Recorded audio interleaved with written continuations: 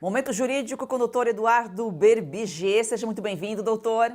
Oi, Joyce, é um prazer estar aqui. Gripe aviária no Brasil. Pois é, aí o país, que até então era livre do vírus, registrou o primeiro caso na semana passada em uma granja no Rio Grande do Sul. Alguns destinos já suspenderam aí a compra de frangos brasileiros depois da confirmação. Doutor, isso aí pode haver reflexos para o consumidor? Já está havendo, né, Joyce? Começou em Montenegro, no Rio Grande do Sul, uma cidade que é uma grande produtora de frangos, né? E hoje já temos os reflexos, né? Eu até vou conferir aqui. Nós tivemos 9 países que já suspenderam, pelo menos temporariamente, as importações de frangos brasileiros. Nós temos a China, a União Europeia, Canadá, África do Sul, Chile, Argentina, Uruguai, México e Coreia do Sul. E nós temos mais 4 países que fizeram um embargo limitado, quer dizer, por enquanto, um embargo limitado. Japão, Arábia Saudita, Emirados Árabes e Filipinas. Quer dizer, são grandes compradores, e isso já está, nós já estamos sofrendo os efeitos da gripe aviária, porque se isso for adiante, né, isso é um impacto gigantesco nas exportações de frango do Brasil. Mas acredito que isso vai se resolver, porque são focos localizados, né? Então, esses focos devem ser debelados, e é assim que o Brasil demonstrar para as autoridades sanitárias dos países, né, compradores do Brasil, os países que importam frangos brasileiros, isso deve ser reestabelecido, mas o comércio, né, o comércio de frango nacional já está sentindo os impactos desses focos de gripe aviária. CPI do INSS, a oposição deu início aí ao processo. Enquanto isso, o governo petista já começa a criar estratégias para proteger Lula. Mais uma vez, doutor, será que não sabia de nada e é culpa do Bolsonaro? Eu fiquei muito satisfeito com uma declaração do presidente Bolsonaro, porque está esse jogo de empurra, né? Nós sabemos que essa questão do INSS é muito antiga, vem já de bastante tempo. Dizem que começou no governo Dilma ou no governo Lula II, enfim. Fala-se em 100 bilhões, 90 bilhões de reais o rombo. O que deve ser feito é a postura do ex-presidente Jair Bolsonaro. O que ele disse? Não me interessa quando começou, eu quero apurar e que os culpados sejam punidos. Então eu não entendo a postura dos deputados e senadores da situação, né, do atual governo, de tentar impedir a CPMI. Inclusive, deve ser louvada aqui a posição do senador do Espírito Santo, agora não vou saber dizer o nome, do PT, que assinou a CPMI e foi crucificado, né, pelos seus pares do PT, porque eu não sei por que o governo tentando, né, abafar essa CPMI. Eu esperaria do presidente Lula a mesma posição do ex-presidente Jair Bolsonaro. Se o governo não tem nada a esconder, que apoie essa CPMI, vamos apurar. Quem deu causa a esses descontos, né?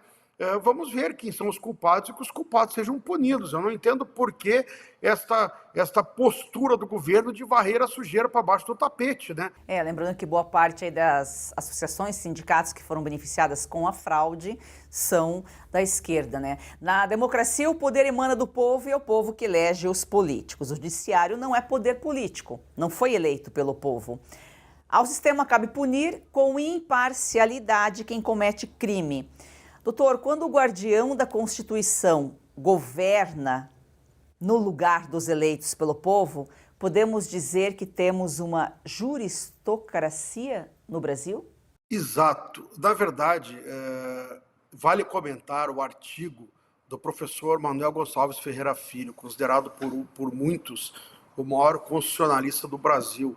Já está com 90 anos, ele escreveu um artigo no Conjur, em torno de 2 semanas atrás, e segue mais ou menos na linha. Você esteve na homenagem ao professor Ives, sexta-feira passada, que também o professor Ives, que fez 90 anos, comentou a postura dos ministros do Supremo, legislando em causa própria, não respeitando a Constituição, reescrevendo a Constituição Federal, enfim.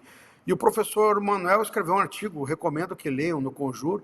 O professor foi titular da USP, da cadeira de Constitucional, há muitos anos, e ele escreveu um artigo muito interessante falando da juristocracia, que na verdade é um sistema, um regime que seria, digamos assim, o controle do governo pelo judiciário. É muito interessante, ele cita até um artigo muito forte, eu estou com um artigo aqui, onde ele faz algumas comparações, né? Ele fala que é uma maneira do Supremo Tribunal Federal conduzir todas as decisões, o judiciário conduzir os conflitos para que eles dê a última palavra em tudo, que é o que nós estamos vendo aqui, né? O Supremo não se satisfaz com a maneira como as leis são feitas, né? E acaba conduzindo para que todos os conflitos sejam dirimidos do Supremo Tribunal Federal. E, como tu disseste muito bem, e o professor Manuel cita no artigo, o Supremo não foi eleito pelo povo para legislar, né? Isso é atribuição do Congresso Nacional. Gostemos ou não da maneira como as leis são feitas, quem foi eleito para legislar é o Congresso Nacional. E nós estamos vendo o Supremo atropelando sistematicamente isso. E o professor Manuel faz comparações fortes, ele inclusive cita dois padres, né, da época. Ele fala do Savonarola, que foi um padre italiano, que na época em Florença derrubou os Médicis, né, convencendo o povo que era o melhor para Florença. Inclusive disse que Florença ele faria a Nova Jerusalém, e falou do Torquemada, que foi um padre da Inquisição Espanhola, que convenceu também o povo a perseguir os judeus e muçulmanos. Quer dizer, muitas vezes se usa isso, né? Parece que o Supremo está querendo convencer. Óbvio que não estou comparando os ministros do Supremo a essa fase muito ruim, né, da humanidade, mas nós vemos um jogo de palavras, né? Nós vemos ali o Barroso escreveu um artigo em 2018 falando que o Supremo tinha um papel, eu até vou olhar aqui para ver se é isso mesmo, tinha um papel iluminista, né, no processo civilizatório do Brasil. Quer dizer, isso é uma arrogância sem fim, né? Quer dizer que parece que o Supremo está querendo educar a sociedade, parece que o Supremo está querendo dirimir a sua maneira todos os conflitos, está querendo legislar, está querendo reescrever a Constituição, está querendo interpretar da sua maneira, e não é assim que funciona. O Supremo tem as suas atribuições bem claras, e esse artigo do professor Manuel é brilhante, recomendo que leiam. Então nós vemos vários juristas renomados, juristas brilhantes, como o professor Ives, como o professor Manuel, demonstrando isso, mostrando que o Supremo há muito tempo tem extrapolado as suas atribuições, e parece que a sociedade, muitos representantes da sociedade, não têm se atentado para isso, e o próprio Supremo Tribunal Federal. E isso é vergonhoso, isso é um absurdo. Isso é a tal juristocracia, né? É o controle, digamos assim, do Supremo Tribunal Federal, é levar todos os conflitos para o tribunal, e o Supremo tem a última palavra. Isso não pode acontecer em uma democracia. Isso é atropelar o poder constituído para legislar, que é o Congresso Nacional. Doutor, o professor Manuel, inclusive, foi professor do Alexandre de Moraes, né? Exatamente, foi professor na USP, né? Ele foi titular da cadeira de Direito Constitucional na USP, e parece que o ministro Alexandre não tem seguido os seus ensinamentos. O senhor falou aqui do doutor Ives, né, que falou, inclusive, sobre essa questão de o que cabe ao STF. O senhor sempre fala aqui, cada poder legislativo, executivo, judiciário, cada um na sua função. Um jurista que se preza, ele não pode ser a favor das coisas que estão acontecendo nesse país. Até outro dia aqui, doutor, um internauta que nos acompanha perguntou para o senhor lá no chat como é ser advogado no Brasil de hoje, com essas atrocidades que acontecem. Eu imagino que não deve ser fácil, mas não pode desistir, né, doutor? A profissão de advogado tem seus desafios, né? Como todas as profissões, né? E eu acredito que nós temos que marcar a nossa posição. Então, o que nós fazemos aqui no nosso programa, no Momento Jurídico, na Força do Agro, nada mais é do que isso. Sem atacar as pessoas, né? O professor Ives sempre fala isso, atacar as posições, né? Nós não estamos atacando as pessoas, e temos que respeitar, obviamente, os ministros do Supremo, mas nós não podemos admitir esse tipo de posição. O que é o foco, o que é a base de uma democracia? Pessoas e principalmente indivíduos não podem prevalecer sobre a lei, né? E isso independe de ideologias. O Brasil está muito naquela divisão, nós contra eles. Só que mesmo quem não concorda com o ex-presidente Bolsonaro, com a direita, tem que entender o seguinte: o que um tribunal faz hoje para beneficiar o seu lado, a sua ideologia, daqui a pouco pode fazer para prejudicar.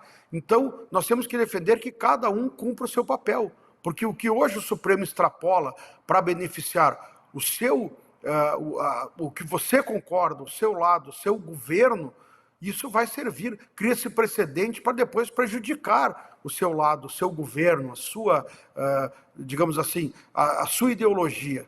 Então, nós não podemos permitir que se abram essas brechas. Então, na democracia, a lei tem que prevalecer, cada um no seu papel. A verdadeira divisão entre os poderes, e respeito e harmonia. Isso tem que prevalecer. Então, nós não podemos permitir essas brechas. Legislativo faz as leis, gostemos ou não, temos muitas falhas no nosso sistema legislativo, mas então temos que aprender a votar melhor, né, para que os nossos representantes legislem melhor. O judiciário faz seu papel de julgar, e o Supremo interpreta a Constituição quando há omissão, quando há falha, não reescreve e não interfere onde ele não deve interferir, onde ele não é chamado. O judiciário só age quando provocado, né? Então, tem que haver esse respeito para que nós não tenhamos, não venhamos a abrir brechas e daqui a pouco a situação fica cada vez mais grave, cada vez mais séria, e daqui a pouco nós vamos ter mais conflitos e mais problemas ainda no nosso equilíbrio entre os poderes do nosso sistema de governo. Para finalizar, doutor, gostaria de ouvir sua opinião. O Supremo Tribunal de Justiça criou um grupo aí para estudar os impactos do que pode vir a ser contestado com a reforma tributária. Será que isso é bom para a população ou para o Estado? O STJ criou um grupo para analisar o contencioso da reforma tributária. Isso é um outro problema. Nós já falamos aqui sobre possível aumento de carga tributária, e agora existe uma questão de competência. Hoje nós temos bem definida a competência, digamos assim. Tributos federais você demanda contra a União, e quem defende a União é a Procuradoria Federal. Tributos estaduais você demanda contra cada estado especificamente, e tem a Procuradoria Estadual e assim por diante. Agora, com a reforma, nós vamos ter o IBS e a CBS, e não há uma definição clara. Então, o que o grupo do STJ enxergou? E nós já enxergamos isso claramente. Há uma confusão. Esse grupo é liderado pela ministra Regina Helena Costa, que é uma grande tributarista, e está liderando, e apontou esta dúvida. Não há uma clareza, uma divisão de papéis. Então, não se sabe qual procuradoria vai executar ou vai defender. E eles apontaram que pode haver uma tripla execução. Por exemplo, um débito de IBS pode ser executado pela Procuradoria Federal, Estadual e Municipal. Imagine, então a empresa tem uma dívida de R$100 mil, ela pode ser executada pelos 3 entes. Não está bem claro, porque a competência vai ser do comitê gestor. Então existe uma série de discussões de quem vai ser a competência para defender, qual a procuradoria, como que isso vai ser defendido, como vai ser executado. Quer dizer, isso é mais um imbróglio da reforma tributária que não foi discutida, na minha opinião, já deveria ter sido definido antes. Óbvio que eles vão dar alguma solução para isso, mas eu acredito que isso vai gerar muitas brechas para contencioso tributário. Então, o STJ apontou que isso pode triplicar o contencioso, né, só pela questão da competência, fora os outros problemas que podem gerar ainda outras discussões, né, mais contencioso ainda.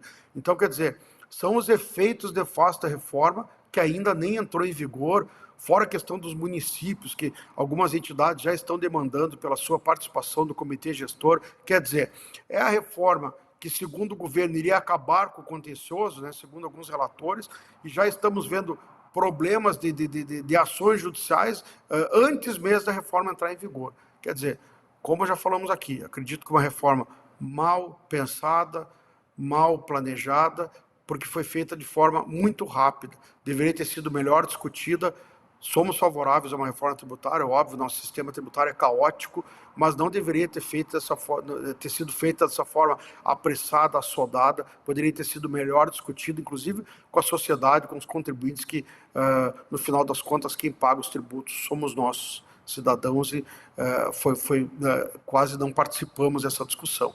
Enfim, muitas coisas aí a serem discutidas e vamos ver aí os próximos capítulos para ver o que vai acontecer com essa reforma. Vamos acompanhar aqui no Momento Jurídico para ver como vai funcionar aí na prática. Doutor, muito obrigada pelas informações. Uma excelente semana. Eu que agradeço. Uma ótima semana a você e a todos os nossos telespectadores.